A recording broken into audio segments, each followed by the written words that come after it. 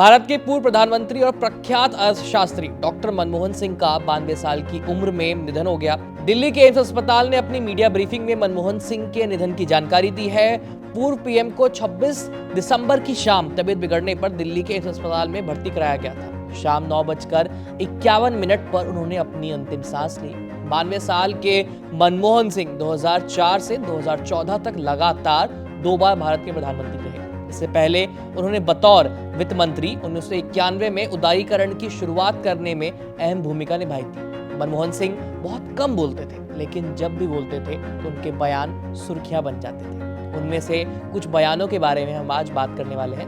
नमस्ते, मेरा नाम है आयुष और आप देख रहे हैं ABP live. Doctor Manmohan Singh के बयानों को जानने के लिए आपको समय में हम थोड़ा पीछे लिए चलते हैं। बात है 3 जनवरी 2014 की। इस दिन पूर्व प्रधानमंत्री मनमोहन सिंह ने अपने दूसरे और आखिरी कार्यकाल समाप्त होने से करीब 6 महीने पहले एक प्रेस कॉन्फ्रेंस की थी। उस वक्त मनमोहन सरकार के दूसरे कार्यकाल को लेकर कई सवाल उठ रहे थे। भ्रष्टाचार से लेकर के घोटालों तक कई आरोप लगे थे। तब उन्होंने अपनी सरकार के ट्रैक रिकॉर्ड पर जो सवाल उठ रहे थे उससे खुद का बचाव किया था। इस बीच मनमोहन सिंह से सवाल किया गया, आपके बारे में कहा जाता है कि आप कैबिनेट में मंत्रियों पर नियंत्रण नहीं कर पाए। इसके आगे मनमोहन सिंह ने जो कहा, पहले आपसे सुनिए। Honestly believe that history will be kinder to me than the contemporary media or for that matter the opposition parties in parliament. इस बयान के आगे मनमोहन सिंह ने कहा, पूरी बात नहीं बता सकता, कैबिनेट में क्या क्या बातें होती हैं, राजनीतिक मजबूरियां होती हैं, उसे देखते हुए मैंने सबसे अच्छा काम किया है। मैं परिस्थितियों के मुताबिक जितना अच्छा कर सकता था उतना अच्छा किया। ये फैसला लेना इतिहास का काम है कि मैंने क्या किया है और क्या नहीं किया। इससे करीब 2 साल पहले अगस्त 2012 में मनमोहन सिंह के दूसरे कार्यकाल के दौरान विपक्ष कोयला आवंटन में अनियमितता का आरोप लगा रहा था और लगातार मनमोहन सिंह के इस्तीफे की मांग भी कर रहा था। इस दौरान मनमोहन सिंह ने कोयला ब्लॉक आवंटन को लेकर आरोपों को तथ्यों से परे बताया। लोकसभा में अपना बयान देने के बाद उन्होंने संसद भवन के बाहर मीडिया में भी बयान दिया। उनकी चुप्पी पर ताना देने वालों को जवाब देते हुए मनमोहन सिंह शेर पढ़ते हुए कहते हैं, 1000 जवाबों से अच्छी मेरी खामोशी, न जाने कितने सवालों की आबरू।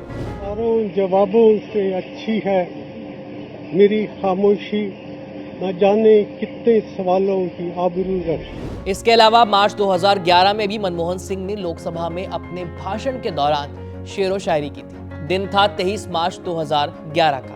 लोकसभा में संसद की कार्यवाही के दौरान बीजेपी की तरफ से दिवंगत सुषमा स्वराज ने शायराना अंदाज में हमला बोला और कहा, तू इधर उधर की बात न कर, ये बता कि काफिला क्यों लुटा, हमें रहजनों से गिला नहीं, तेरी रहबरी का सवाल है।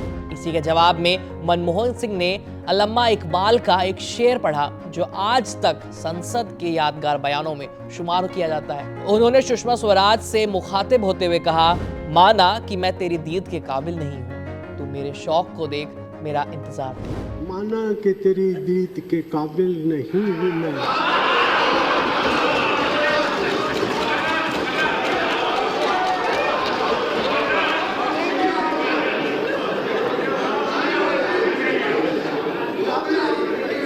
माना कि तेरी दीद के काबिल नहीं हूँ मैं, तू मेरा शौक तो देख, मेरा इंतजार कर।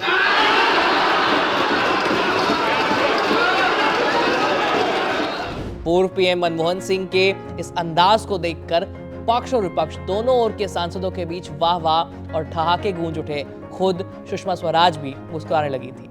इस खबर में इतना ही। मनमोहन सिंह से जुड़ी तमाम अपनी यादें हमें आप कमेंट सेक्शन में लिख भेजिए। मेरा नाम है आयुष, देखते रहिए एबीपी लाइव।